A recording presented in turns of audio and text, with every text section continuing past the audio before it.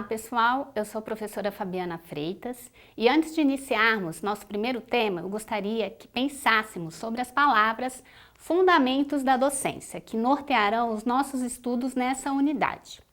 Fundamento. Fundamento é a base e o princípio de algo, as regras ou leis primordiais que regulam determinada coisa. Quando falamos em fundamentos da docência, podemos dizer que estamos abordando os aspectos, as características que regulam, que norteiam o exercício docente. Assim, eu gostaria de abrir o nosso primeiro tema, que é a educação e docência como práticas sociais, com uma citação de Libânio. A educação é uma prática social que busca realizar nos sujeitos humanos as características de humanização plena. Todavia, toda educação se dá em meio a relações sociais. Ela é uma prática humana, uma prática social, que modifica os seres humanos nos seus estados físicos, mentais e espirituais e também culturais, e que dá uma configuração à nossa existência humana, individual e grupal. É complexo, não é mesmo? Libânio utiliza as palavras humanização e socialização.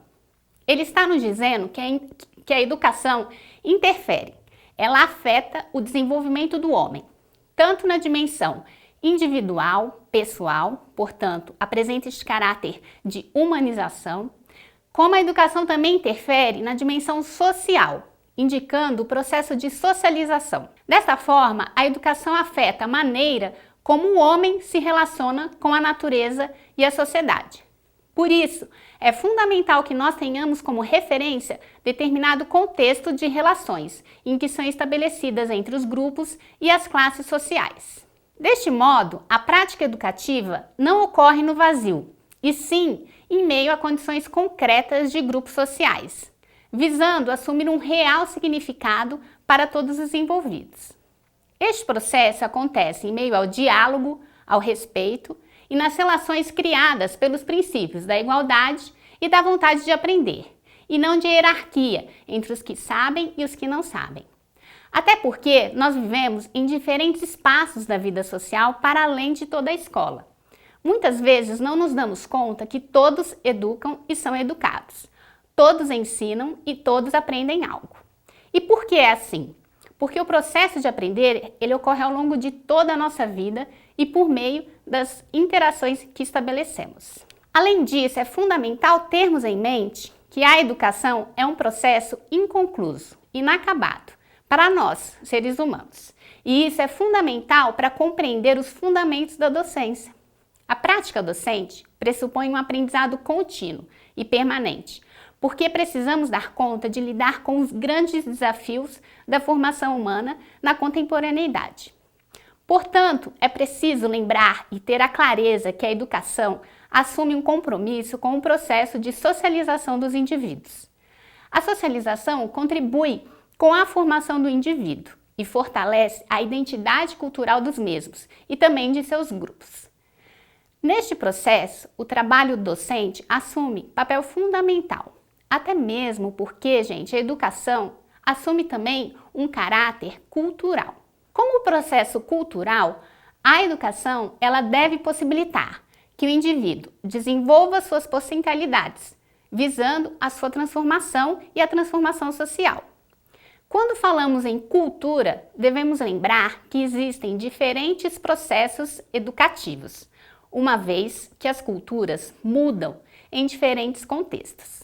Por exemplo, em uma sociedade capitalista, as exigências da educação estão cada vez mais ligadas à ciência e ao conhecimento técnico. Enquanto isso, em uma comunidade indígena, as necessidades de sobrevivência estarão mais ligadas às habilidades físicas do que às intelectuais. Portanto, como prática social, a educação é a principal condição que vai diferenciar os homens dos animais. Falamos também na palavrinha potencialidade, desenvolver as potencialidades. Quando falamos isso, ao que estamos nos referindo? Potencialidade é a inerente capacidade que cada indivíduo tem para se desenvolver e crescer. É possível estimular e desenvolver recursos que cada um de nós, indivíduos, apresentamos. e muitas vezes sem nem nos dar contas que temos determinados potenciais para desenvolver. Por exemplo, quando a criança brinca, ela está se desenvolvendo intelectualmente. Brincando, a criança desenvolve a inteligência, o raciocínio, a imaginação, a criatividade. Brincar também é a forma como a criança expressa as suas emoções, os seus pensamentos. Então, o que podemos fazer para desenvolver as potencialidades da criança? Nós podemos criar um espaço de brincar. Neste espaço, ela irá explorar os seus brinquedos, sem que necessariamente o professor direcione a brincadeira, permitindo que ela fique livre. Os brinquedos podem envolver atividades que estimulem o raciocínio, como por exemplo quebra-cabeças, peças de montar, livros, folhas em branco, lápis de cor, música, entre outros. Sempre lembrando de adequá-los à faixa etária da criança. Essas atividades que potencializam o desenvolvimento da criança estão intimamente conectadas com as possibilidades de humanização e socialização, que comentamos anteriormente. Nessa direção, verificamos as 3 grandes dimensões da educação como prática social. E assim, precisamos considerar que é importante oferecer condições que fortaleçam a própria existência humana. Existência esta que é fruto de determinado momento histórico. Também precisamos considerar que é necessário permitir a socialização entre os homens e contribuir com a construção da individualidade do homem, focando as suas singularidades. Se compreendemos a educação, portanto, como um processo responsável pela própria constituição dos indivíduos, reconhecemos a importância assumida pelo campo pedagógico neste processo. Quando falamos do pedagógico, falamos daquilo que é essencial para formar os indivíduos. Isso dá o sentido da ação de educar e é elemento intrínseco, ou seja, essencial para a formação e a atuação dos professores e, portanto, para o exercício da docência. O desafio é, dentro da complexa realidade social que vivemos, como os professores apresentarão contribuição significativa para questionar problemas diversos, como, por exemplo, a desigualdade social, e conseguir propor alternativas viáveis para a formação crítica das pessoas. Para isso, é fundamental nos apoiarmos nas 4 dimensões da docência. Observem a tela em que aparecem as palavras técnico-científica, prática, pedagógica e política. Essas são as 4 dimensões da docência. O que é a dimensão técnica científica? É o saber, é conhecer o conteúdo que será ensinado. O professor precisa ter domínio do conteúdo. A dimensão prática é articular a teoria com a prática, para que sejam potencializadas as situações planejadas no processo de ensino-aprendizagem. A dimensão pedagógica, que é a metodologia. Nessa dimensão, a gente precisa considerar os objetivos do ensino, que é necessário conhecer o perfil dos alunos que nós atenderemos, como eu vou selecionar os conteúdos que eu quero ensinar, quais os recursos e as estratégias de ensino que eu irei utilizar e como eu vou elaborar os procedimentos da avaliação da aprendizagem. Por último, a dimensão política, que é conhecer a realidade histórica em que o trabalho está sendo desenvolvido. Isso exigirá um esforço do professor em mobilizar tais dimensões simultaneamente, porque elas se complementam e, em seu conjunto, estão associadas aos diferentes fundamentos da docência. Portanto, o objetivo que desejamos alcançar é que o conhecimento que será transmitido favoreça, que ele permita o aprendizado. Bem, para encerrarmos este primeiro tema, vamos recapitular que as características da docência na sociedade atual contribuem para que o professor desenvolva e consolide uma postura que é reflexiva sobre a sua própria prática, a fim de poder aprimorá-la. A reflexão envolve uma postura que é avaliativa sobre a sua função no exercício da docência Envolve, portanto, uma autoavaliação. Nesta perspectiva crítica, nós devemos conhecer também que não há conhecimento que é produzido fora das relações que o sujeito cria com esse mesmo conhecimento. O sujeito, ele aprende durante e no seu envolvimento com o seu objeto de estudo, na busca e na ânsia pelo conhecimento, e nós precisamos motivá-los a isso. Nós iniciaremos agora o segundo tema de nosso encontro de hoje, em que abordaremos os aspectos ontológicos e epistemológicos da docência. Vejam bem, a palavra epistemologia tem por base a relação criada entre o sujeito que conhece, o aluno, e o objeto que virá a ser conhecido, o conteúdo. Ontologia é a relação que se estabelece entre os seres sociais. Na prática educativa, esses seres sociais são os educadores e os educandos que buscam ensinar e aprender. A epistemologia, ela está interessada em conhecer a origem do conhecimento. Como esse conhecimento se estrutura? Quais são os métodos que podem ajudar a disseminar este conhecimento?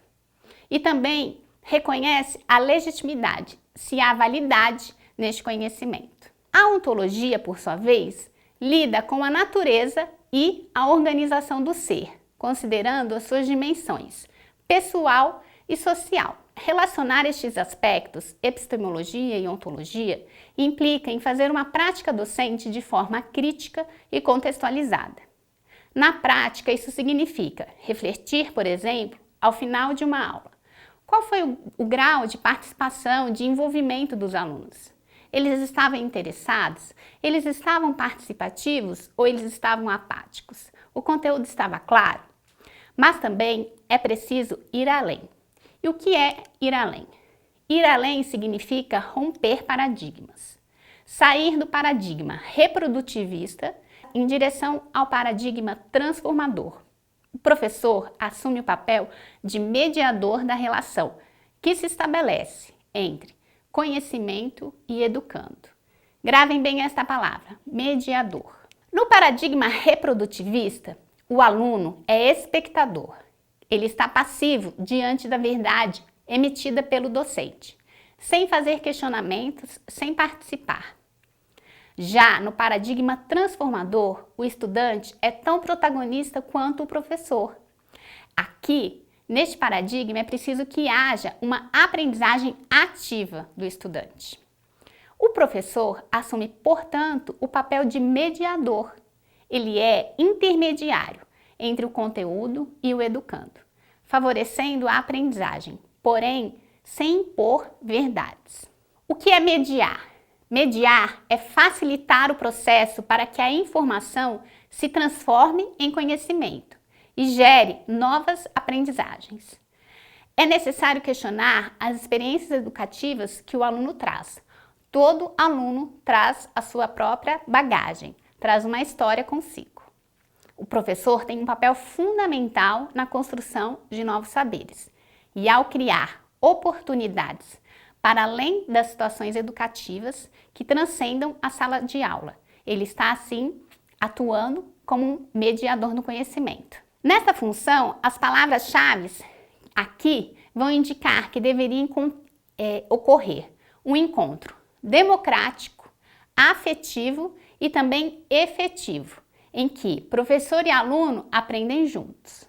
Bem, veremos agora um curto vídeo sobre o papel do professor como mediador no processo de ensino-aprendizagem. O mundo está mudando tanto e em uma velocidade sem precedentes na evolução da humanidade em toda a sua história. A globalização, o surgimento de novas tecnologias, como telecomunicações e informática, contribuem para que na educação também ocorram mudanças. Essas mudanças provocam uma interação aluno-professor, muito mais dinâmica atualmente.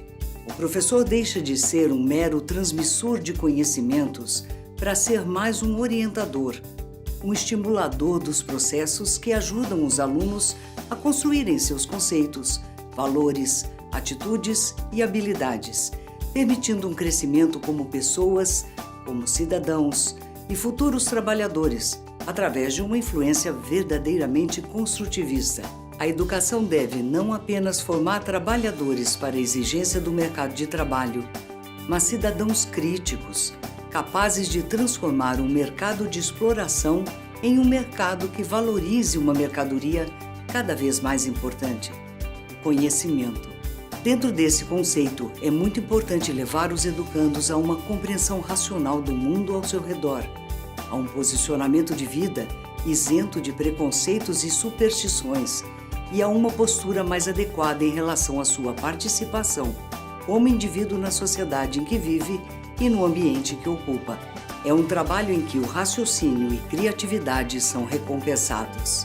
Mas para que ocorram essas transformações tão necessárias, é preciso que o professor demonstre profissionalismo, ética e, acima de tudo, compromisso com o sucesso dos alunos. O compromisso de conduzir seus alunos ao aprendizado. E isso é um desafio para todos os que estão envolvidos em educação. Neste vídeo, alguns pontos importantes são destacados. A velocidade com que as informações são transmitidas nos dias de hoje, e isso não pode ser ignorado no contexto escolar.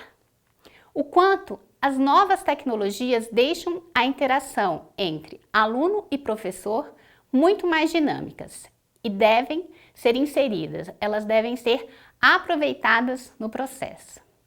A atuação do professor muda do mero transmissor do conhecimento para ser um orientador dos processos que ajudam os alunos a construírem os seus conceitos, os seus valores, as suas habilidades. Deve ser também uma influência na construção do aluno como um cidadão crítico. E, finalmente, como a postura do professor deve demonstrar profissionalismo, ética e compromisso com o sucesso dos alunos, permitindo, portanto, o aprendizado. Na busca de rompermos paradigmas, precisamos pensar sobre que formas é possível conceber o trabalho docente e como é possível se relacionar com os alunos. Se nós olharmos as diferentes realidades do trabalho do professor com foco na sala de aula, nós podemos comparar as classes chamadas tradicionais versus as classes progressistas. Vamos ao nosso exemplo. Vejam bem, nas classes tradicionais, os materiais são livros, textos e cadernos de exercícios. Enquanto nas salas consideradas progressistas, os materiais são as fontes primárias de dados e que podem ser manipuladas. Nas classes tradicionais, os professores buscam as respostas corretas para avaliar a aprendizagem do aluno, enquanto nas progressistas, os professores vão procurar o ponto de vista dos alunos para entender as suas concepções atuais, visando usá-las nas lições subsequentes. E por último, nas classes tradicionais, a avaliação do aprendizado do aluno é vista de forma separada do ensino e ocorre quase que inteiramente através de testes. Enquanto nas salas progressistas, a avaliação do aprendizado do aluno é entrelaçada com o ensino, vai ocorrendo concomitantemente, através de observações que são feitas em relação ao aluno durante os trabalhos desenvolvidos em sala de aula. Parecem sutis, mas são diferenças significativas. As classes tradicionais, elas têm como objetivo a transmissão do ensino, em que os conteúdos escolares são separados da realidade social e da capacidade cognitiva dos alunos.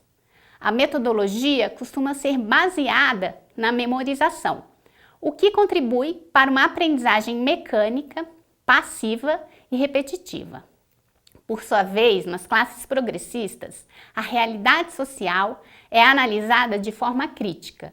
A gente busca uma compreensão da realidade histórico-social, considerando o indivíduo como aquele que constrói a sua realidade. Portanto, assume um caráter pedagógico e político ao mesmo tempo. Vamos avaliar agora as palavras processo de ensino-aprendizagem. Ensinar e aprender caminham juntas. Ensinar não é apenas transmitir o conteúdo, passar o recado para o aluno. O ensino só acontece quando ocorre o aprendizado. Por isso, é um processo de mão dupla, que eles se complementam. Isso implica um pensar fora da caixinha, não é mesmo? Se relembrarmos a nossa época de escola, Quantos de nós podemos ser alunos protagonistas? Provavelmente, o método de ensino priorizado era um método tradicionalista, e romper com aquilo que aprendemos lá atrás implica em reaprender novas formas e maneiras de ensinar. Para encerrarmos o nosso encontro, vamos ler o poema Não Basta Abrir a Janela, de Fernando Pessoa. Não basta abrir a janela para ver os campos e o rio. Não é bastante não ser cego para ver as árvores e as flores. É preciso também não ter filosofia nenhuma. Com filosofia não há árvores, há ideias apenas. Há só cada um de nós, como uma cave. Há só uma janela fechada e todo mundo lá fora. Em um sonho do que se poderia ver se a janela se abrisse, que nunca é o que se vê quando se abre a janela. Por hoje é só. Agradeço a participação de vocês. Até a próxima!